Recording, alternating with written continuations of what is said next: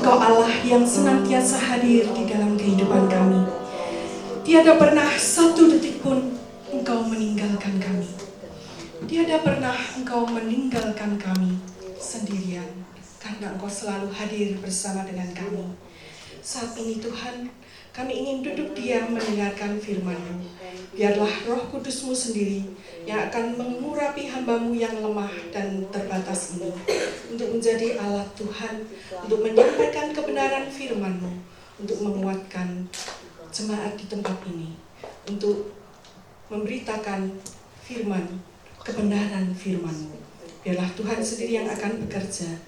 Mari Roh Kudus, bekerjalah, berbicaralah, karena kami semua siap untuk mendengar. Amin. Silakan duduk. Kita akan bersama-sama membaca dari 1 Korintus 12 ayat 12 sampai dengan 27.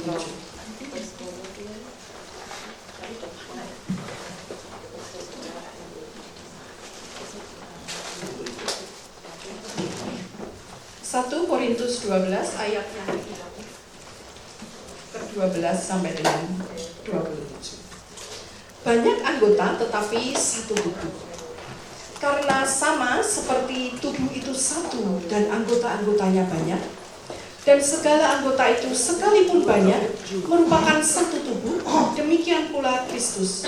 Sebab dalam satu roh kita semua, baik orang Yahudi maupun orang Yunani, baik budak maupun orang merdeka, telah dibaptis menjadi satu tubuh, dan kita semua diberi minum dari satu roh.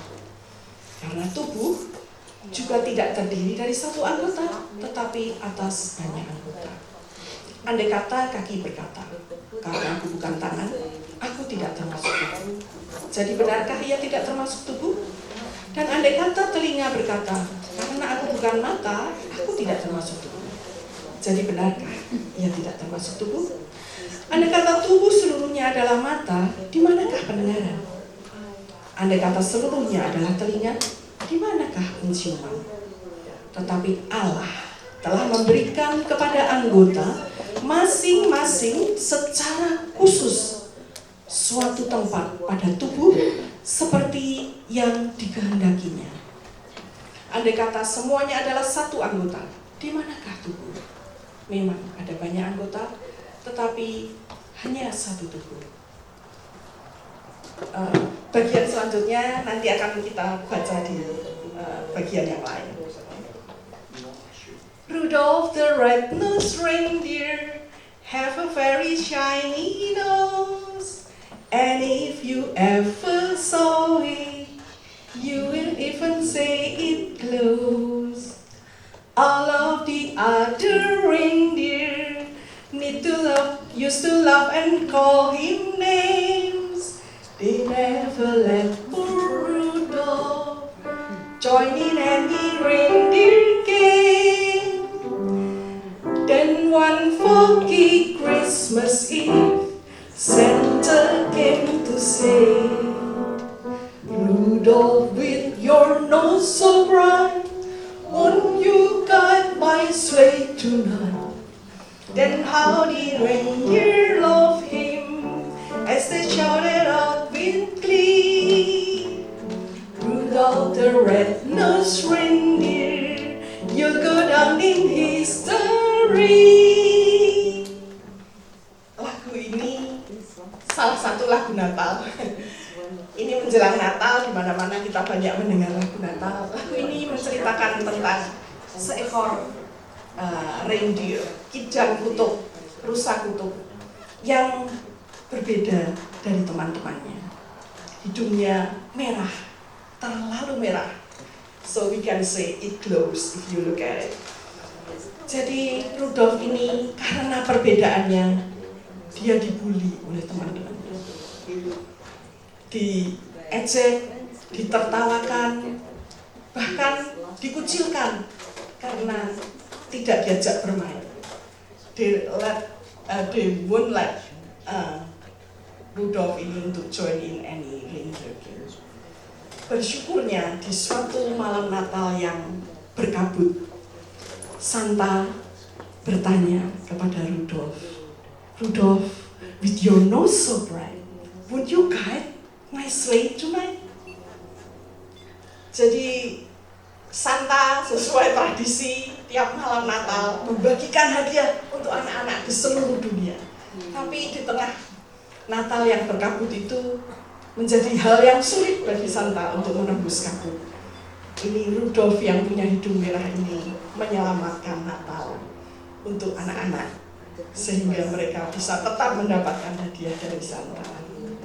Ini adalah kisah fiktif tentang orang yang individu yang berbeda, yang dikucilkan, yang dibully, tetapi kisah ini berakhir happy ending. Dalam kenyataannya, dalam hidup kita sehari-hari, kita juga mendapati mungkin kisah-kisah yang seperti ini. Bisa jadi kita adalah Rudolf-nya. Bisa jadi kita adalah teman-temannya Rudolf. Dan belum tentu dalam kehidupan sehari-hari semua kisah berakhir indah. Karena itu hari ini saya mengajak untuk merenungkan tema How to Build Relationship Amid Diversity. Bagaimana membangun hubungan di tengah keberagaman, di tengah perbedaan. Hal yang pertama adalah kita harus menyadari realitas bahwa Tuhan menciptakan manusia itu memang berbeda-beda. Secara sengaja, in purpose, seperti bagian Alkitab yang baru saja kita baca, 1 Korintus 12, dikatakan tubuh itu memiliki banyak anggota dengan fungsi yang berbeda-beda.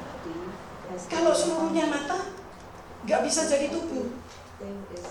Demikian pula Tuhan menciptakan manusia itu di dalam perbedaan, in purpose, dan memiliki ada rencana Tuhan di balik semuanya itu. Yang mana kalau kita menggenapi rencana Tuhan itu bisa menjadi sesuatu yang indah. Kalau mata berfungsi sebagai mata, telinga berfungsi sebagai telinga, dan masing-masing anggota bagian tubuh berfungsi sebagaimana mestinya, itu akan menjadi satu harmoni yang indah.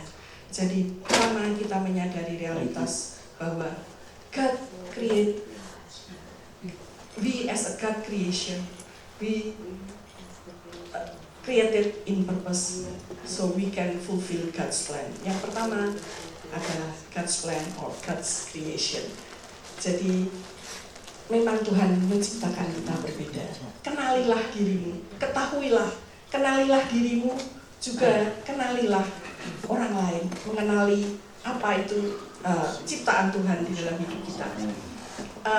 Saya did some research, karena kita bisa berbeda dalam banyak hal ya, secara fisik berbeda, secara fungsional kita berbeda, dan bisa juga secara kepribadian. Kepribadian kita bisa berbeda-beda. Salah satu teori kepribadian yang paling kuno adalah 4 tipe kepribadian yang pertama kali digagas oleh Hippocrates, seorang dokter Yunani kuno, abad sekitar 5 abad sebelum Masehi, dan kemudian dikembangkan oleh Galen atau Galenus, membagi tipe kepribadian menjadi 4. Yaitu yang pertama sanguinis, dengan ciri-ciri orangnya itu ceria, optimis, energik, suka bersosialisasi, dan antusias. Masing-masing kepribadian punya kelebihan dan kekurangan. Kalau sanguin, kelebihannya mudah bergaul, cepat memaafkan, humoris.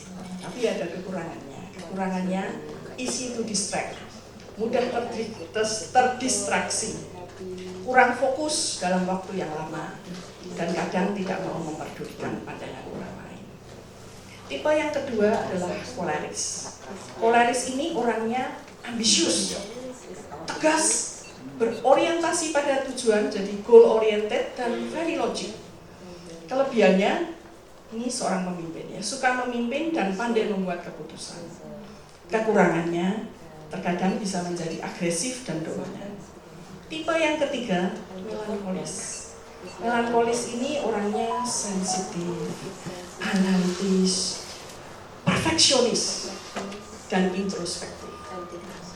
Kelebihannya cermat, teliti, dan memiliki pikiran yang mendalam. Kekurangannya cenderung pesimis dan mudah merasa sedih atau kritis. Yang keempat adalah pragmatis. Pragmatis itu cirinya tenang, damai, mudah beradaptasi, dan cenderung menghindari konflik. Kelebihannya sabar dan stabil. Kekurangannya cenderung pasif dan sulit mengambil keputusan. Ini 4 tipe kepribadian berdasarkan Hippocrates. Tapi tidak ada yang benar, tidak ada yang salah, nggak ada yang lebih baik, nggak ada yang lebih buruk. Ini it's just it is. Hanyalah kepribadian. Jangan saling menyalahkan atau menghakimi. Tapi memang gara-gara kepribadian yang berbeda bisa jadi menimbulkan konflik. Saya ini assess diri saya, ya Bapak Ibu bisa assess diri masing-masing, ya bisa menilai diri masing-masing. Wah, saya ini orangnya sanguin misalnya gitu ya. Saya sendiri orangnya, saya assess diri saya sanguinis. Itu enggak 100% sanguin. Biasanya kita combine between these four, tapi saya mungkin yang paling dominan itu buat saya sanguinis. Saya orangnya ceria, kalau ketemu sama-sama saya say hi, and I'm okay to be di antara orang banyak, saya nggak masalah. Di atas panggung, saya nggak masalah. Nekat, nggak punya malu. Ada orang, kalau orang yang, waduh, kebetulan saya. Suami saya mengaku begitu. Kalau dia, saya assess sih, dia koleris. Tinggi kolerisnya, jadi ambisius, tegas, berorientasi pada tujuan, logis. Makanya dia kelebihannya suka memimpin, bisa memutuskan dengan baik. Saya agak ada pragmatisnya, jadi saya agak sulit mengambil keputusan karena mungkin saya saking orangnya sanguin tuh suka senang menyenangkan orang lain. Orangnya lebih gitu. Kalau koleris tegas dia, kalau iya, enggak ya enggak, kalau sudah punya rencana diubah-ubah, wah bisa marah-marah. Orang koleris itu kalau menurut pendeta, almarhum pendeta Charles Cristano dari GKMI Kudus itu, orang koleris ini kalau jadi majelis jemaat ya bisa bikin repot. Karena kalau majelis jemaat lagi rapat rame membahas satu masalah, orang kolerik ini biasanya akan diam saja. Tapi begitu keputusan mau diambil, palu mau diketok, orang kolerik ini akan angkat tangan dan bilang, saya tidak setuju. Wah, cuma majelis jemaat yang lain pada geger loh. Kenapa dari tadi kok diam aja nggak mau ngomong, bla bla bla bla bla. Tapi terus kalau diberikan kesempatan berbicara, orang koleris ini akan menyampaikan gagasan dan idenya, dan ternyata semua manggut-manggut, cengli. Ternyata pendapatnya orang kolerik ini biasanya baik. Ya, akhirnya majelis jemaat yang sudah hampir selesai rapatnya terpaksa diperpanjang karena masih harus mempertimbangkan pendapat-pendapat selanjutnya. Ya nggak tahu ini betul apa enggak, tapi semasa suami saya menjadi majelis jemaat, biasanya pulang ke rumah itu mesti di atas jam 12 malam. Nggak tahu mungkin orang GKI banyak kolerisnya mungkin. Ya nggak tahu juga. Mungkin orang yang selain tokoh-tokoh Alkitab yang dengan tipe-tipe kepribadian ini, ya kalau kita lihat sanguin itu kira-kira siapa? Tokoh Alkitab yang tipenya sanguin.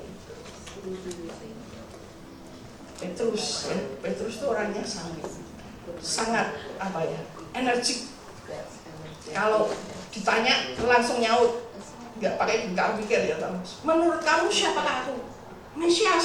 Langsung jawabannya cepat. Lihat Tuhan berjalan di atas air. Langsung Tuhan, saya juga mau jalan di atas air. Ketika Tuhan bilang nanti kamu semua akan meninggal, saya, oh enggak, yang lain mungkin lari, saya enggak, pasti saya akan belain. Tapi nyatanya ya lari juga. Itu sanguin gitu, janjinya kadang-kadang enggak tepat. Saya itu orangnya suka telat. Nah, itu salah satunya kejelekannya. Nah, kalau tokoh yang polaris, contohnya siapa? Di Alkitab. Contoh polaris. Oh, Yuli Mausul. Yuli yang polaris. Ya, kita bisa akses diri kita sendiri. Contoh yang polaris, Paulus polaris, ambisius, tegas, very goal oriented, very logic. Surat-suratnya itu menjelaskan keselamatan secara very logic, pandai memimpin dan seterusnya. Ya. Kalau yang melankolis siapa contohnya? Melankolis mungkin Daud ya, Pak David. Daud ini, wah dia pemazmur, seniman, sedih nyanyi, susah nyanyi, dalam pergumulan nyanyi, atau buat puisi nyanyi. Ya. Itu kalau orang melankolis gitu, sensitif, analitis, ya, introspektif, ya. Mazmur ketika dia berbuat dosa ya pasti itu ada mazmurnya, Tuhan ampunilah aku, gitu ya. Begitu orang melankolis. Kalau yang contoh pragmatis ya Pak, orangnya stabil, sabar, tenang, damai gitu. Contohnya Moses ya, Musa, atau ada yang bilang Abraham, ada yang bilang juga Salomo. Jadi orang yang pragmatis itu wah, begini ya. Tenang, sabar. Damai, mudah beradaptasi gitu. Itu ya biasanya kita sih combine ya. Kalau Mariani apa Mariani? Kita combine sih, tapi lebih di mana? Nah, kalau kita pada sisi yang berbeda, wah ya bisa memicu konflik. Saya itu mungkin sanguin dan pragmatis. Suami saya mungkin polaris dan melankolis. Melankolis itu kan pemikirannya mendalam. Saya kalau tanya sama dia, kamu bunuh, ini. Jawabannya diam aja, nggak dijawab, tapi nanti kalau saya ngelakuin dia baru, loh kamu kok gitu? Nah tadi saya kan udah ngajak Rudinya, oh kamu diam aja ya, tak lakuin toh. Nah, ya itulah. Jadi kadang-kadang karena perbedaan bisa jadi konflik.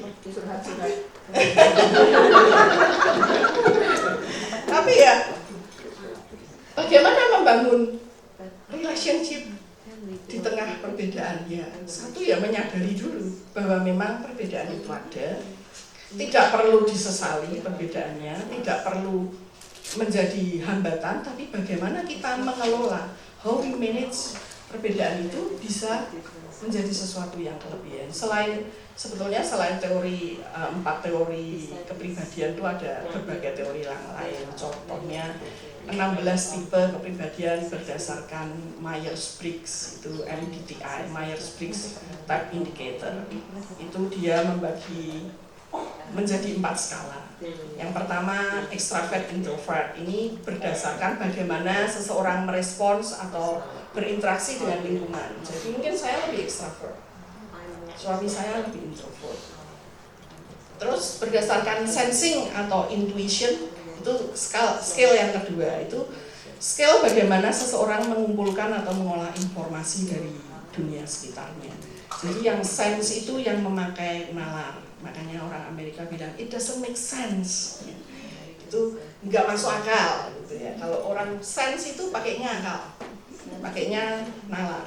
Kalau intuition itu pakainya apa ya? Intuition itu intuisi. Jadi ya gerak hati. Jadi itu kalau extraversion tadi simbolnya E, kalau introversion simbolnya I. Ini pakai bahasa Indonesia ya, E dan I. Kalau sensing dan intuition simbolnya S dan M, karena I-nya belum dipakai sama introversion. Itu cara mengambil informasi. Kalau skala yang ketiga itu cara mengambil keputusan. Itu ada 2, thinking dan feeling. Mirip ya, sensing dan intuition, ini thinking dan feeling. Bedanya yang kedua tadi dalam mengumpulkan data, yang ketiga dalam mengambil keputusan. Yang thinking ya berdasarkan pikiran, kalau feeling ya pakai feeling itu tadi. Yang keempat, skala yang keempat itu adalah skala bagaimana seseorang menjalani hidup. Judging atau perceiving, J atau P, judging atau perceiving. Kalau judging itu biasanya sangat memegang teguh pendiriannya, tidak mudah goyah, dan biasanya juga sulit berkompromi. Nilai yang dipegang itu ya sudah gitu. Kalau sudah punya rencana ya gini, nggak bisa berubah. Tapi kalau orang yang perceiving itu lebih fleksibel, lebih mudah beradaptasi. Orangnya easy going. Ya saya mungkin lebih perceiving, suami saya lebih judging. Tapi itu sekali lagi nggak ada yang benar, nggak ada yang salah. It's just ciri-ciri saja. Ciri-ciri. Itu membantu kita mengenali diri kita, mengenali orang lain. Pak Handoyo punya teori yang lebih ampuh lagi, the big five, yang singkatannya ocean. Ya, itu hanya tool untuk assess kepribadian kita, assess kita tuh orang yang seperti apa, supaya kita juga bisa anticipate kalau kita menghadapi orang-orang yang berbeda dengan kita.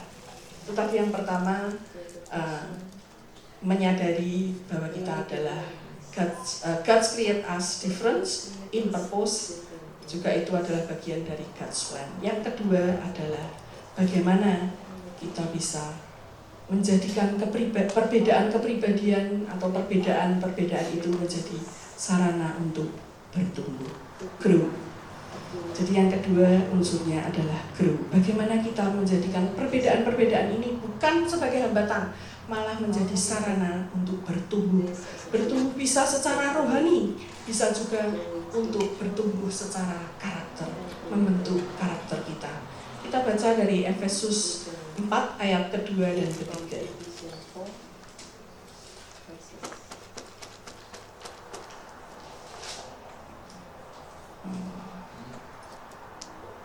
Efesus 4 ayat kedua dan ketiga saya bacakan. Hendaklah kamu selalu rendah hati, lemah lembut dan sabar. Tunjukkanlah kasihmu dalam saling membantu, dan berusahalah memelihara kesatuan roh oleh ikatan damai sejahtera.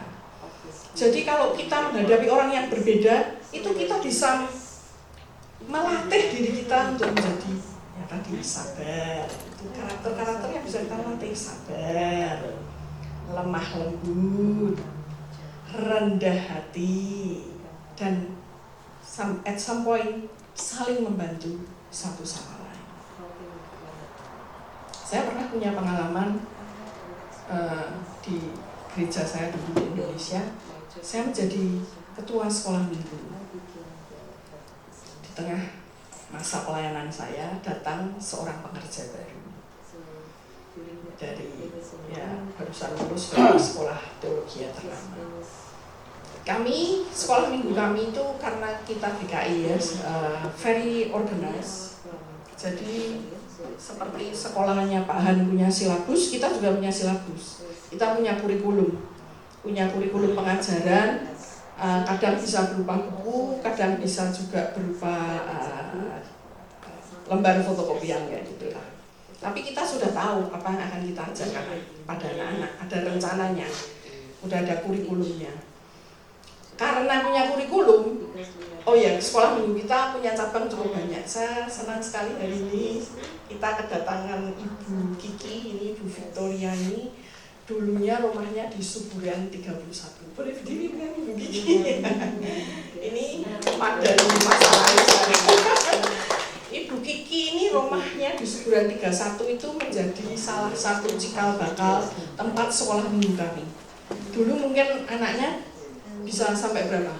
50? Yang 4 rumah dijadikan sekolah minggu. Kira-kira bisa berapa? 100 lebih loh untuk satu cabang Suburan saja. Ini keluarganya Ibu Kiki ini sudah menjadi berkat buat tempat kita. Ya, tapi itu di masa lalu ya. Di masa lalu kita masih sering punya cabang-cabang. Sekarang kita sih sudah nggak punya cabang lagi karena tambah sulit dan juga mungkin ya pertimbangannya macam-macam lah. Tapi pada waktu itu kita punya beberapa cabang sekolah minggu. Plus yang di gereja sendiri kita punya beberapa kelas, 4 kelas, ada kelas pagi, ada kelas siang. Jadi gurunya ya banyak. Kita mungkin minimal punya 10 kelas paling tidak, bisa lebih. Gurunya kalau satu kelas 2, gurunya bisa 20, bisa lebih. Guru sekolah minggu sudah, ini kan pelayanan ya, voluntary ya, merasa sudah punya bahan ya sudahlah, harus datang. Kita punya kelas persiapan juga, jadi gurunya benar-benar punya tools untuk mengajar anak, disiapkan dari mulai buku ya atau bahan pengajaran, plus punya juga kelas persiapan. Biasanya sebelum ini pengerja datang, banyak yang menganggap remeh kelas persiapan. Jadi wong sudah ada bahannya, tinggal baca. Ya bukan tinggal baca, dibaca di rumah terus nanti diajarkan. Nah, tapi ternyata ini pengerja baru ini orangnya disiplin. Orangnya kalau sudah punya gagasan A ya harus A, jangan terus B, C, D. Buat apa? Buat kelas persiapan kalau tidak dihadiri. Buat kelas persiapan ya untuk dihadiri. Akhirnya guru-guru didisiplin, harus hadir. Kalau nggak hadir nggak boleh ngajar. Mungkin ya kerasnya gitulah, tapi ya prakteknya ya pokoknya harus menghadiri kelas persiapan, tidak hanya sekedar membaca, karena nanti di kelas persiapan masih diperkaya lagi. Kalaupun sudah sakti misalnya ya, kamu kan bisa memperkaya orang lain. Jangan memandang menyepelekan gitu ya, karena kan memang ada orang yang tipenya ngentengin gitu ya. Saya sendiri tukang terlambat gitu. Ketua sekolah minggu, kelas persiapan datang sih, selalu datang, cuma telatan itu. Sekalipun ya memang saya mengajar, maksudnya mengajar kerjaan saya ngajar murid les. Biasanya saya terlambat karena ya nunggu murid terakhir pulang baru berangkat. Jadi ya begitulah, kita sempat punya having difficult time ya, tapi ya harus dicari jalan keluarnya kan. Tadi kan rendah hati, lemah lembut, sabar, ya, saling membantu. Kalau kita baca dari ayat 22 sampai 23 dari Korintus tadi ya, kembali ke Korintus 12 tadi, ayat 21 sampai 27 sekarang saya bacakan. Jadi mata tidak dapat berkata kepada tangan, aku tidak membutuhkan engkau. Dan kepala tidak dapat berkata kepada kaki, aku tidak membutuhkan engkau. Malahan justru anggota-anggota tubuh yang nampaknya paling lemah, yang paling dibutuhkan. Dan kepada anggota-anggota tubuh yang menurut pemandangan kita kurang terhormat, kita berikan penghormatan khusus. Dan terhadap anggota-anggota kita yang tidak elok, kita berikan perhatian khusus. Hal itu tidak dibutuhkan oleh anggota-anggota kita yang elok. Allah telah menyusun tubuh kita begitu rupa, sehingga kepada anggota-anggota yang tidak mulia diberikan penghormatan khusus, supaya jangan terjadi perpecahan dalam tubuh, tetapi supaya anggota-anggota yang berbeda itu saling memperhatikan. Karena itu jika satu anggota menderita, semua anggota turut menderita. Jika satu anggota dihormati, semua anggota turut bersukacita. Kamu semua adalah tubuh Kristus, dan kamu masing-masing adalah anggotanya. Jadi di situ kami belajar mengasah diri, seperti Amsal 27 ayat 17 mengatakan. Amsal 27 ayat 17 berkata, besi menajamkan besi, orang menajamkan sesamanya. Jadi ketika kita berinteraksi seperti halnya besi, pedang tuh caranya gimana supaya bisa tajam di grindo, pisau supaya bisa tajam di grindo, apa ya? Asah. Ya ditajamkan lawannya ya besi juga, pokoknya lawannya yang keras juga. Biasa. Jadi manusia supaya kita jadi sharp ya harus ketemu manusia juga. Mungkin dalam banyak hal justru orang-orang yang berbeda dengan kita itulah yang lebih bisa mengajarkan kita. Kalau kita ketemunya yang sama aja terus, wah yo enak, tapi ya nggak berkembang, nggak dapat grow-nya. Justru gesekan, ketidaksamaan, kelemahan-kelemahan itu membentuk karakter kita menjadi, ya itu tadi, rendah hati, lemah lembut, sabar, saling membantu. Saya sendiri ngajar sekolah minggu, kadang kita punya partner ya partnernya bisa kita ganti. Saya punya partner yang saya sendiri kurang pinter membuat aktivitas. Itu kita memang semua ajar sekolah minggu itu sudah ada kayak liturginya. Ya, jadi pertama harus nyanyi, habis nyanyi ada firman, ada persembahan, habis itu ada aktivitas. Aktivitasnya kalau pas dapat pembimbing yang baik ya lumayan bikin tangan lemes. gunting aneka bunga, daun, tapi bagus jadinya bagus. Bikin apalah kreatif, bikin buku Alkitaban kecil, nanti ditulis ayatnya. Minggu depan dikasih ayat lagi, dikasih bunga-bungaan, macam-macam, bisa games, bisa apa-apa. Nah, saya kalau urusan keterampilan gunting-menggunting memang saya agak lemah, karena waktunya juga kurang. Jadi biasanya saya kerja sama teman saya yang lebih sakti. Kita bisa saling membantu dalam hal. Saya punya kelemahan apa, dia menopang saya di situ. Kalau dia punya kelemahan apa, saya topang dia di sisi yang lain.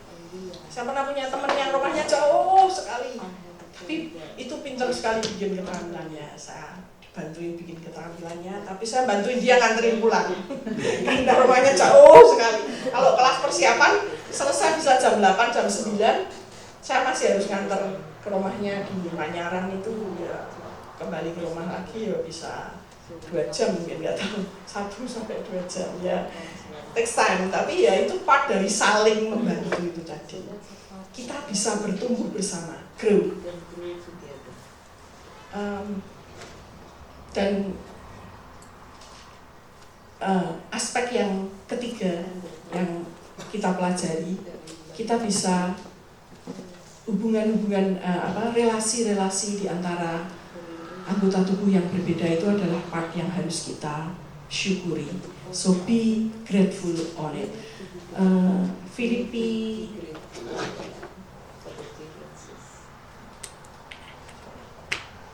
1 ayat 3 sampai 5.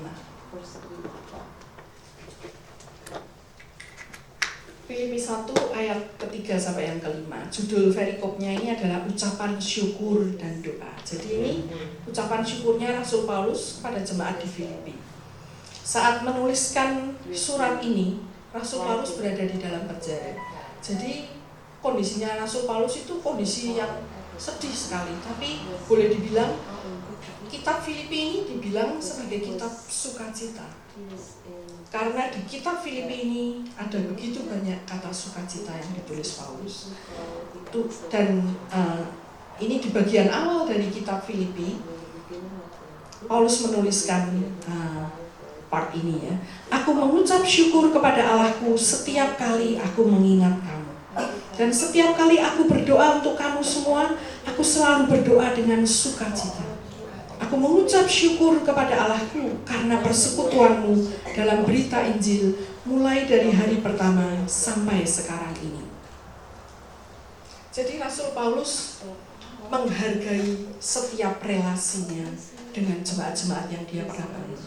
Dia bersyukur untuk jemaat di Filipi bukan karena jemaat Filipi ini jemaat yang sempurna. Bersyukur, bersukacita bukan karena Paulus berada di dalam keadaan yang baik. Mudah bagi kita untuk bersyukur kalau kita berada di dalam keadaan yang baik. Tetapi kalau kita berada di dalam keadaan yang buruk, apa yang bisa membuat kita bersyukur? Salah satunya, kalau kita mengingat relasi kita dengan saudara-saudara seiman kita. Ini Paulus bersyukur untuk relasinya dengan jemaat di Filipi. Saya bersyukur. Saya nggak merencanakan apa-apa. Hari ini saya ketemu Ibu Victoria. Ini anugerah luar biasa. Thanksgiving kemarin itu diawali dari Thanksgiving kemarin saya ketemu Ibu Christina. Mungkin Bapak Ibu ada yang mengamati kita kehadiran Ibu Christina. Itu tantenya Victoria. Ibu Christina ini istri dari Pastor Kim kayaknya. Pastor Kim itu orang Korea, doktor mungkin ya, doktor teologi ya, dan ahli di dalam bahasa Far East ya, Far East atau Yunani ya, pokoknya bahasa-bahasa Middle East atau Far East atau Ya pokoknya daerah situ. Bahasa Greka, ya, pokoknya bahasa-bahasa yang dipakai di zaman Alkitab. Katanya satu-satunya orang Korea yang ahli dalam bidang itu. Tapi barusan suaminya berpulang, jadi Ibu Christina ini, ya Ibu Christina itu membuka, oh ini tante ini yang punya rumah suburan 31, cikal bakal sekolah minggunya kita. Saya being grateful karena akhir-akhir ini Tuhan mempertemukan saya dengan begitu banyak orang-orang yang punya relasi. Sebetulnya saya nggak kenal sama Tante Christina, tapi itu begitu terhubung dan begitu, oh ini salah satu cikal bakal iman kita.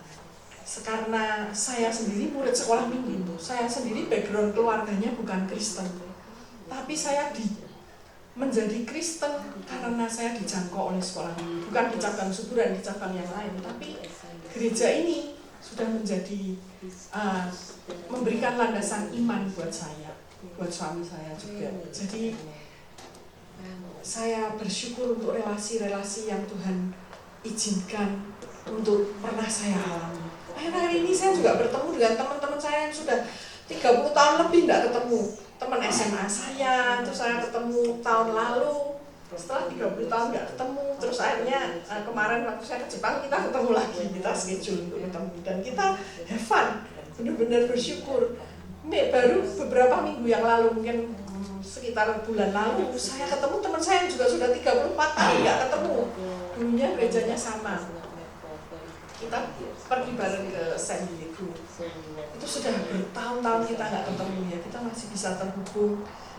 Bersyukur untuk juga teknologi zaman ini yang masih bisa memberikan kesempatan kita untuk bisa terhubung dengan relasi-relasi kita di masa yang lalu.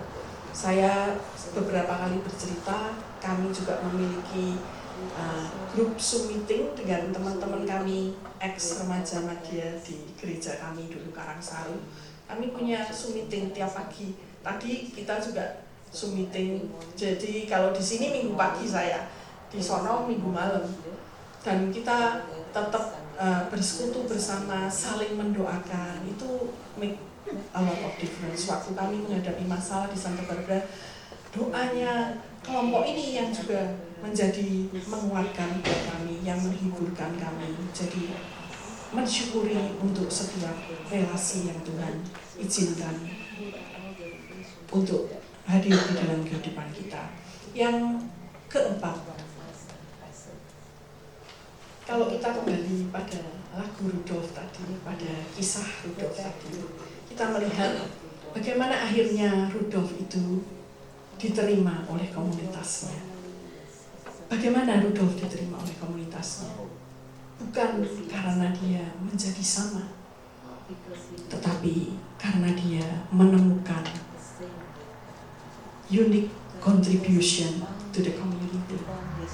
Bukan karena dia menjadi sama dengan teman-temannya, karena dia menemukan special gift dan dia pakai itu untuk menjadi berkat di dalam komunitasnya. Zoom meeting Friday yang lalu, ini Zoom meeting yang kita, Friday fellowship-nya kita, Zoom meeting, kita sampai di Kisah Para Rasul 2 membahas Pentakosta, Hari Raya Pentakosta saat Roh Kudus turun atas para murid. Dan kita berdiskusi kesana kemari, salah satu pokok diskusi, Bu Jini tanya sama kita semua, ayo coba sekarang kita pikirkan, kita tuh punya karunia apa ya? Ternyata gampang nggak? Kalau ini sekarang cuma saya tanya semua, meneruskan pertanyaannya Bu Jini. Ayo sekarang semua assess diri masing-masing, punya karunia apa ya saya ya? Ada nggak yang angkat tangan mau bilang voluntary? Oh saya tuh karunianya apa? Gitu coba. Ada nggak? Mariani masak gede-gede. Kata Bibi masak. Mariani enggak. Gitu ya. Tapi aslinya waktu Jumat kemarin ya kira-kira gitu. Pas suruh cari karunia kita pada malu-malu. Terus kita cepet-cepet aja nunjuk yang karunianya obvious. Kayak tadi, wah cepet-cepet Mariani nih karyanya masak. Nah Jumat kemarin Mariani nggak datang, kita cepet-cepet aja nunjuk. Oh Pastor Stephen itu jelas. Pastor Stephen itu punya bakat musik yang sangat hebat. Terus kita berdiskusi, terus ada yang bilang juga, waduh Bujini susah Bujini kalau disuruh cari karunia. Biasanya kita sulit menilai diri kita sendiri, yang bisa nilai ya orang lain. Ya, ada yang bilang gitu, orang lain yang bisa nilai. Kalau kita suruh nilai, wah nanti jadinya GR. Pastor Handoyo dulu orangnya katanya, karyanya apa? All around. Pastor Handoyo bisa semua. Bisa semua. Makanya jadi pastor. Nah kalau setelah discussion ya, tapi Pastor Stephen ternyata bilang begini, kalau dibilang saya berbakat musik ya, saya musik memang bisa, tapi bilang super berbakat ya enggak juga, karena yang lebih canggih lagi ya ada, yang lebih hebat lagi ya ada, tapi saya itu mengerjakan dengan enjoy. Nah itu saya rasa itu kunci yang penting ya, betul ya Pastor Stephen ya. Dimana kita punya, ya mungkin kemampuan tuh nggak sampai super top, tapi kita bisa dan kita enjoy mengerjakannya, kita mau mengerjakannya dan mengerjakannya dengan penuh sukacita. Itu akan menjadi karunia yang berguna. Seperti halnya Rudolf yang dibully, dikucilkan, tetapi ternyata dia bisa menemukan a special gift yang bisa berguna. Saya akan bercerita tentang diri saya sendiri. Saya kalau tanya karunia ya nggak tahu juga, tapi saya ini kan orangnya sanguin ya, saya bilang. Ketika saya masuk ke kantor saya yang baru di San Bernardino County, ya saya biar kata sanguin, tapi bahasa Inggris saya mah tetap aja pas-pasan.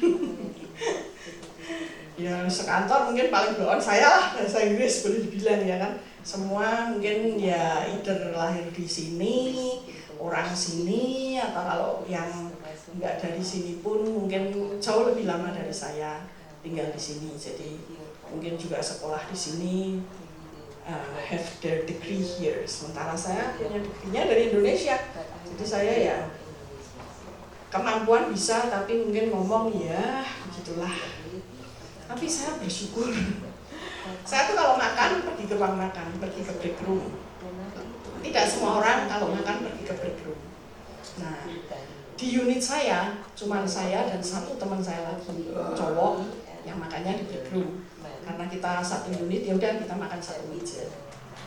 Karena saya setiap hari itu punya suami yang luar biasa menyiapkan makan. Tiap hari dia concern saya harus makan sayur dan buah. Jadi setiap hari saya pasti punya buah. Teman saya ini orangnya makannya super picky, lebih picky dari timnya Lili. Tim itu sudah picky, ini lebih picky lagi. Gak semua ayam bisa makan, dia makannya setiap hari itu ayam. Tapi tidak semua merek ayam dia bisa makan. Hanya merek, benar, itu sudah ada jadwalnya. Jadi saya bilang ke dia, you are so predictable. Yes, I am predictable. Gitu ya, memang dia nggak mengingati. Dia sendiri yang menyerahkan ke saya tuh jadwalnya Senin ini. Oh iya, Selasa ini, Rabu, Kamis, Jumat apa itu sudah pasti itu. Kalau dia hari Senin kok bawanya yang hari Rabu, saya malah mesti tanya, loh, kenapa kok kamu bawa ayam yang ini bukan ayam yang itu? Oh tadi ayamnya yang bish. Jadi orangnya modelnya gitu, dia nggak pernah bawa buah. Jadi saya pasti share buah saya ke dia. Saya bawa apel ya, saya share, jeruk ya saya share. Ya begitulah. Jadi saya share buahnya sampai dia awal-awal ya sungkan kok tiap hari share. Tapi saya bilang nggak apa-apa. Suami saya tahu, suami saya juga rela-rela aja, nggak apa-apa. Share. Jadi dia ya udah dianggap aja sebagai bagian hidup gitu ya, sampai dia bilang dia bikin quote half apple a day make half your doctor away. Karena cuma bagian separuh. Jadi ya quote-nya half apple a day. Kayaknya dia yang take advantage dari relationship kita. Ya kita jelas-jelas berbeda lah ya orang Amerika. kayaknya dia take advantage. Sampai kadang-kadang aja pernah ya atasan kita ya itu lihat, pokoknya dia datang gitu terus langsung nyomot apel gitu aja, terus dilihatin atas bawah atas atasan saya, kok enak men kalau pakai bahasa Jawa gitu, kok enak men teko-teko langsung nyomot, orang nganggo permisi lah mbok ngomong kek minta apelnya, loh ya dia kaget, dia gantian kaget, loh apa kamu nggak lihat tiap hari itu Jenny force me didn't you see Jenny every day force me to eat fruit kayak gitu lah. Oh Jenny, you train him well katanya gitu. Kayaknya dia yang get advantage, tapi sebetulnya ya saya yang get advantage juga. Kenapa? Ya saya jadi orang-orang lain bisa memandangnya, oh Jenny itu orangnya generous, baik hati gitu. Dan lagian di ruang break room itulah kita ketemu dengan orang-orang lain yang dari berbagai macam unit. Nah karena saya sangin kan saya say hi, kesana kemari say hi. Tapi saya bahasa Inggrisnya kan terbatas. Saya cuma say hi dan selesai. Hi, how are you? Paling sedikit begitu ya. Nggak akan ngomong panjang. Tapi karena saya punya teman makan, saya punya teman yang bahasa Inggrisnya jauh lebih pintar ya. Kalau pembicaraan mendalam ngomongnya sama dia. Karena nanti misalnya saya congratulate seseorang punya bayi, oh Cing, congratulate for your second bla bla bla, punya bayi kedua. Nah terus kan ngobrolnya lebih pinternya kan ya sama yang lebih pinter loh. Saya cuma dengerin aja gitu karena saya mungkin juga nggak ada idenya atau mungkin yang dibicarakan saya belum tentu mudeng, tapi dari situ kan saya belajar banyak. Saya belajar cara hidupnya mereka, hal-hal apa yang mereka appreciate, value hidupnya mereka. Jadi kan saya jadi belajar budayanya mereka, belajar idiom-idiom yang kalau saya belajar sendiri ya lebih susah lah. Dia belajar idiom-idiom atau phrase-phrase yang mereka gunakan. Kadang bicara tentang jury duty, bicara tentang film yang saya nggak pernah lihat, bicara tentang jingle iklan. Nah iklannya aja itu sudah sejak zaman kuno, saya nggak grow up dengan apa yang mereka alami. Tapi dari situ saya belajar dengan lagu, dengan film. Dari situ saya belajar sampai saya bisa mendapatkan keyakinan pada diri saya bahwa saya cukup memiliki kemampuan untuk bisa contribute juga pada community saya. Hari Kamis yang lalu itu hari terakhir dalam minggu ini buat saya karena Jumatnya saya nggak kerja. Itu ada banyak hal ya very hectic lah. Banyak kerjaan harus diberesin. Juga ada pertemuan, kita ada Natalan bersama dengan unit yang lain. Jadi ada banyak hal yang terjadi, tapi juga ada satu hal yang mau nggak mau saya harus participate karena itu menyangkut vendor baru, yang itu vendor saya satu-satunya dari fiscal unit yang bisa mewakili karena bos yang paling bosnya fiscal itu super sibuk, dia sepanjang hari itu banyak hal. Jadi kita dua sisi ya, saya dari fiscal, yang satunya dari program itu yang lebih melihat kontrak, yang urusannya lebih banyak dengan bahasa, saya yang lebih banyak dengan angka, dengan duit-duitan, yang sebelah sana dengan kata-kata, wording, kontrak begini, begitu ya. Dia bosnya program akan kirim surat ke sana. Seminggu sebelumnya sudah di-share ke kita, beberapa orang yang di-share, salah satunya saya. Terus dia minta contribution, tolong ini saya mau kirim kayak gini, pendapatmu bagaimana kalau kamu ada masukan. Saya kasih input. Oh dia sebetulnya bilang silahkan dicoret, kalau kamu nggak suka silahkan dicoret, nanti di track aja, jangan dihapus, tapi pakainya review, kalau Word tuh pakainya review, jadi bisa di track perubahannya. Saya nggak berani, suratnya bagus sekali kata-katanya, saya nggak mungkin bisa bikin surat yang kayak begitu, karena begini, terus nanti dia nyuplek kontraknya, sesuai kontrak nomor sekian, ayat sekian kata-katanya begini. Kalau begini waduh saya suruh ngoret-ngoret nggak berani.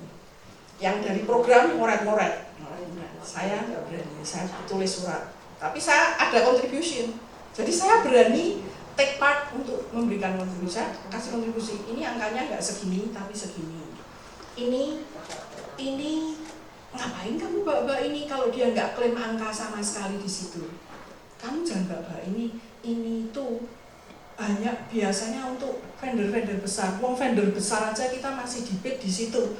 Ini vendor baru kita kasih concern di situ pasti dia tambah bingung dan seterusnya. Sampai akhirnya hari itu dia kirim surat lagi. Ini sudah mau final. Nanti sore mau saya kirim. Kalau masih ada perubahan kasih tahu saya. Waduh, saya sebetulnya ada. Tapi waktunya kayak gitu ya. Akhirnya saya mau temuin yang program, saya mau rundingan, tapi dia juga sudah repot lah. Akhirnya kita harus adakan meeting.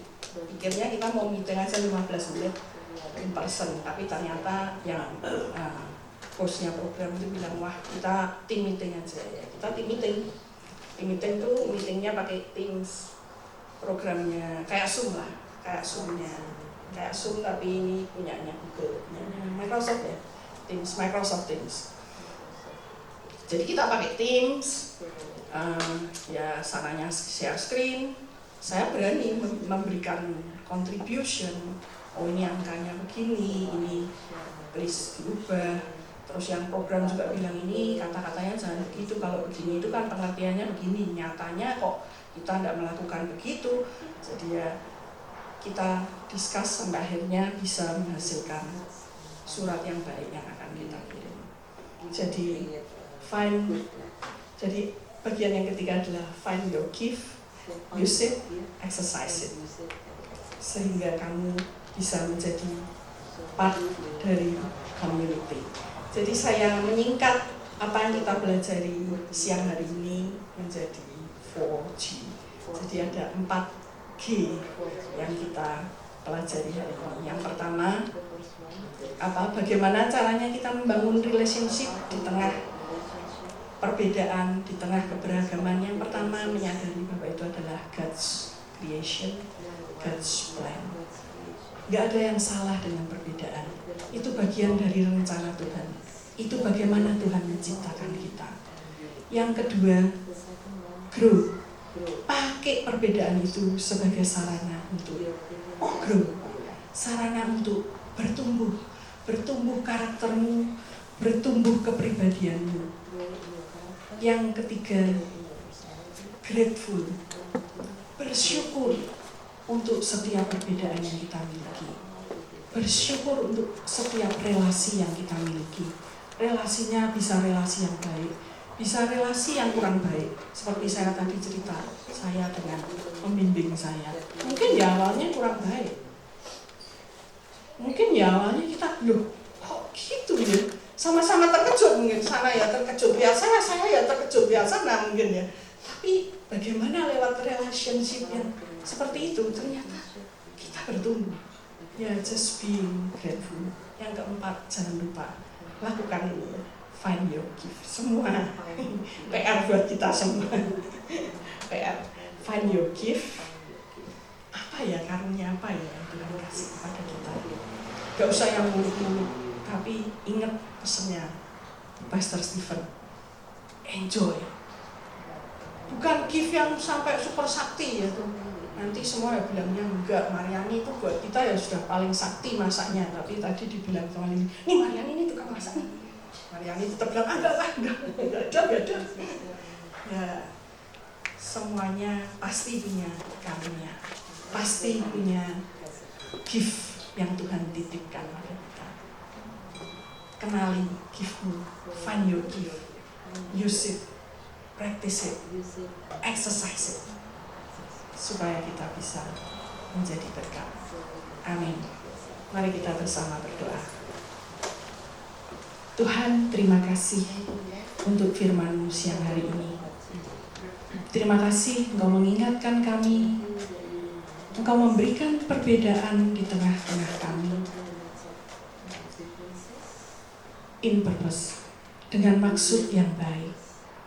supaya kami bisa bertumbuh, supaya kami bisa bersyukur, supaya kami bisa mengenali diri kami dan mengenali sesama kami lebih dalam lagi, dan supaya kami bisa menemukan gift yang Tuhan berikan di dalam diri kami, menemukan karunia Tuhan di dalam kehidupan kami, dan biarlah kami mau menggunakan karunia itu, terus mengasahnya, terus mempertajam, supaya kami bisa menjadi alat yang berharga di tangan Tuhan. Bukan ketika kami